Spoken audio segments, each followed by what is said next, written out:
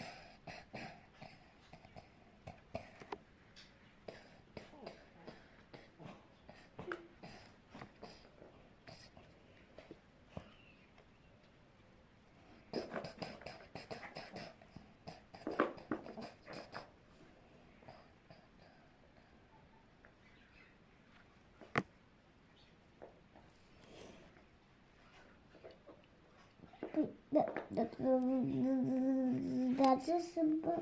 Aha, am o idee mare.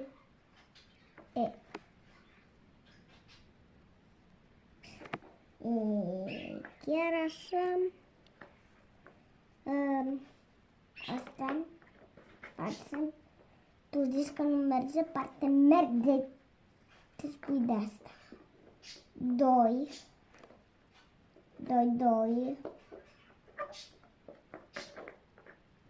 1, 2, 3, 4, 5, 3. 3. 2.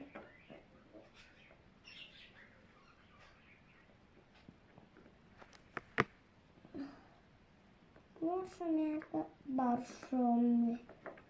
Meargă doar așa ne trebuie de 3. Aha. Am găsit o soluție acum.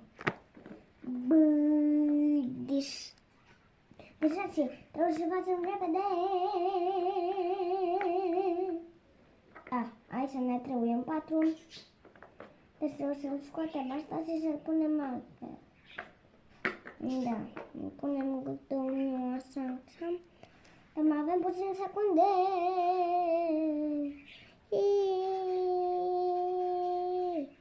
5, 6, 7, 8.